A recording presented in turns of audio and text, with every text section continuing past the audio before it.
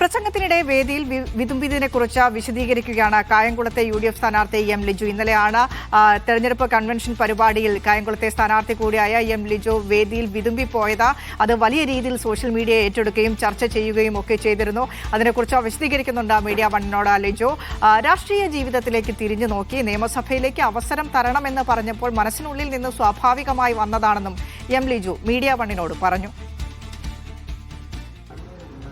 കായംകുളം മണ്ഡലം UDF സ്ഥാനാർത്ഥി M Liju ആണ് ഇപ്പോൾ മീഡിയ വണ്ണിനൊപ്പം ചേരുന്നത്. എങ്ങനെയുണ്ട് തെരഞ്ഞെടുപ്പ് പ്രചരണങ്ങളൊക്കെ ഉഷാറായിട്ട് പോകുന്നല്ലോ? വളരെയധികം ആവേശകരമായി തന്നെയാണ് തെരഞ്ഞെടുപ്പ് പ്രചരണം മുന്നോട്ട് പോകുന്നത്. എല്ലാ ഭാഗത്തു നിന്നും ജനങ്ങളുടെ വളരെ അനുകൂലമായ പ്രതികരണമാണ് ലഭിക്കുന്നത്. ഞങ്ങൾ ഉറച്ച ആത്മവിശ്വാസത്തിലാണ് കായംകുളം ഇത്തവണ ഐക്യജനാധിപത്യ മുന്നണി തിരികെ പിടിക്കും. ഇന്നലത്തെ ആ പ്രസംഗം ഒരു ഉള്ളിൽ നിന്നൊരു വിങ്ങിപ്പൊട്ടിയുള്ള ഒരു പ്രസംഗം, അത് സമൂഹ മാധ്യമങ്ങൾ ഉൾപ്പെടെ വലിയ രീതിയിൽ ചർച്ചയായ ഒരു സംഭവമാണ്. എന്തായിരുന്നു ആ ഒരു വിങ്ങിപ്പൊട്ടലിലേക്ക് നയിച്ച ഒരു സംഭവം? ഞങ്ങളുടെ തിരഞ്ഞെടുപ്പ് പ്രചരണ യോഗമായിരുന്നല്ലോ. അപ്പം നമ്മൾ സ്വാഭാവികമായിട്ടും കുടുംബാംഗങ്ങളാണ്. മുന്നണിയിലെയും പാർട്ടിയിലെയും സഹപ്രവർത്തകരുടെ മുമ്പിലാണ് സംസാരിച്ചത്. അപ്പോൾ സ്വാഭാവികമായും ഞാൻ എൻ്റെ രാഷ്ട്രീയ യാത്രയെക്കുറിച്ച് സംസാരിച്ചതാണ്. അപ്പോൾ രാഷ്ട്രീയ യാത്രയെക്കുറിച്ച് സംസാരിക്കുമ്പോൾ സ്വാഭാവികമായും തിരഞ്ഞെടുപ്പിനെ കുറിച്ചും പറയേണ്ടതുണ്ടല്ലോ. അപ്പോൾ തിരഞ്ഞെടുപ്പുകളിൽ ഞാൻ ആദ്യമായല്ല മത്സരിക്കുന്നത്. എൻ്റെ 4ാമത്തെ തിരഞ്ഞെടുപ്പ് മത്സരമാണ്. എന്ന് പറഞ്ഞാൽ 3 തവണ ഞാൻ തിരഞ്ഞെടുപ്പിൽ പരാജയപ്പെട്ടു. അതൊരു യാഥാർത്ഥ്യമാണ്, അത് മറച്ചു വെക്കേണ്ട കാര്യങ്ങളല്ല. അപ്പോൾ അതിനെക്കുറിച്ച് സംസാരിച്ചപ്പോൾ ഞാൻ എൻ്റെ രാഷ്ട്രീയ ജീവിതത്തെ ഒന്ന് ഞാൻ തിരിഞ്ഞു നോക്കിയതാണ്. ഞാൻ പരമാവധി രാഷ്ട്രീയ പ്രവർത്തനം എന്ന നിലയിൽ ആത്മാർത്ഥമായ രാഷ്ട്രീയ പ്രവർത്തനം നടത്താൻ ശ്രമിച്ചിട്ടുള്ള ഒരാളാണ്. സത്യസന്ധത പുലർത്തണമെന്ന് ആഗ്രഹിക്കുന്ന ഒരാളാണ്. ജനങ്ങളോട് ജനകീയ വിഷയങ്ങളിൽ ഇടപെടുന്ന ഒരാളാണ്. നമ്മളെ വിഷയങ്ങളുമായി സമീപിക്കുന്ന മനുഷ്യരോട് പരമാവധി അവരുടെ പ്രശ്നങ്ങളോട് താതാമ്യം പ്രാപിക്കണമെന്ന ആഗ്രഹമാണ്. അപ്പം എന്നിട്ടും ഞാൻ തെരഞ്ഞെടുപ്പിൽ പരാജയപ്പെട്ടു. അപ്പം ഞാനതിനെ ആദ്യഘട്ടത്തിലും അല്ലെങ്കിൽ തെരഞ്ഞെടുപ്പ് പരാജയങ്ങളിൽ വിലയിരുത്തിയത് ഞാൻ കൂടുതൽ മെച്ചപ്പെടണമെന്ന് ആഗ്രഹിക്കുന്നു എന്നാണ് എനിക്ക് തോന്നിയൊരു കാര്യം. അപ്പം അതനുസരിച്ച് ഞാൻ മെച്ചപ്പെടാൻ ശ്രമിച്ചിട്ടുണ്ട്.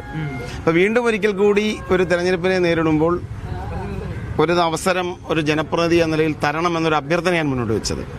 അപ്പോൾ അത് എൻ്റെ ഒരു കാരണം വ്യക്തിപരമായൊരു നേട്ടത്തിനപ്പുറത്ത് സമൂഹത്തിൽ കുറേ കാര്യങ്ങൾ ചെയ്യാൻ സാധിക്കും. നിയമനിർമ്മാണ സഭയിലുണ്ടെങ്കിൽ മാത്രമേ നിയമനിർമ്മാണത്തിൽ ഇടപെടാൻ പറ്റൂ.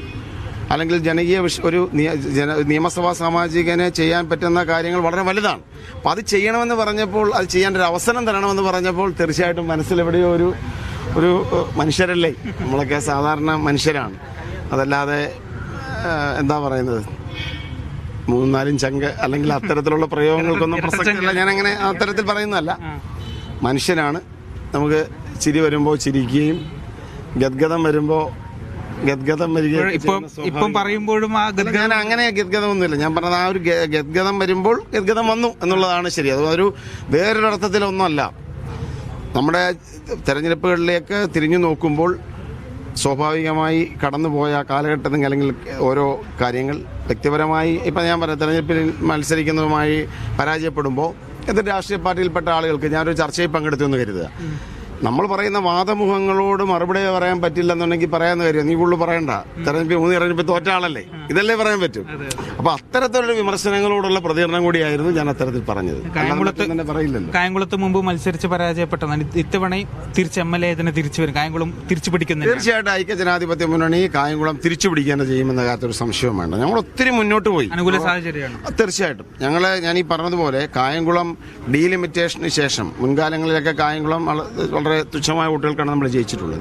ഡീലിമിറ്റേഷന് ശേഷം അത് CPM-ന് ആധിപത്യമുള്ള പ്രദേശമായി മാറി. ഞാൻ തെരഞ്ഞെടുപ്പിൽ മത്സരിക്കാൻ വരുന്ന സമയത്തൊക്കെ അന്നത്തെ ചില കാര്യങ്ങൾ, പക്ഷെ നമ്മൾ ഓരോ ഘട്ടവും ഞങ്ങൾ മുന്നേറി വരികയാണ്. കഴിഞ്ഞ ഇത്തവണത്തെ ലോക്സഭാ തെരഞ്ഞെടുപ്പിന്റെ സ്ഥിതി എന്താ? ലോക്സഭാ തെരഞ്ഞെടുപ്പിൽ 1ാം സ്ഥാനത്ത് UDF ആണ്, CPM 3ാം സ്ഥാനത്താണ് അല്ലേ? തകർന്നടിഞ്ഞു. കായംകുളത്തെ CPM തകർന്നടിഞ്ഞു പോയി എന്നതൊരു യാഥാർത്ഥ്യമാണ്. നഗരസഭാ തെരഞ്ഞെടുപ്പ് ലോക്കൽ ബോഡി ഇലക്ഷൻ കഴിഞ്ഞപ്പോൾ ഇവിടെ UDF ഞങ്ങൾക്ക് ഒന്നും ഉണ്ടായിരുന്നില്ല. നഗരസഭ ആരാണ് ഭരിക്കുന്നത്? UDF. കൃഷ്ണപുരം പഞ്ചായത്ത് ആരാണ് ഭരിക്കുന്നത്? UDF. മറ്റെല്ലാ പഞ്ചായത്തിൽ ഞങ്ങൾ മുന്നേറ്റം ഉണ്ടാക്കി. അപ്പോൾ ഞങ്ങൾ ആത്മവിശ്വാസമെന്ന് ഞാൻ പ്രകടിപ്പിക്കുന്നത് ഉറച്ച ഒരു അടിസ്ഥാനത്തിലും ജനങ്ങളുടെ മനസ്സിൽ ഉറച്ച ഇടതുപക്ഷക്കാർ, ഇവിടുത്തെ ബഹുമാന്യനായ MLA ആയിരുന്നു, മുൻ MLA ആയിരുന്നു ശ്രീ G. സുധാകരൻ, കായംകുളത്ത് ഏറ്റവും കരുത്തനായ നേതാവ്. അദ്ദേഹത്തെ അപമാനിച്ച് പുറത്താക്കിയില്ലേ?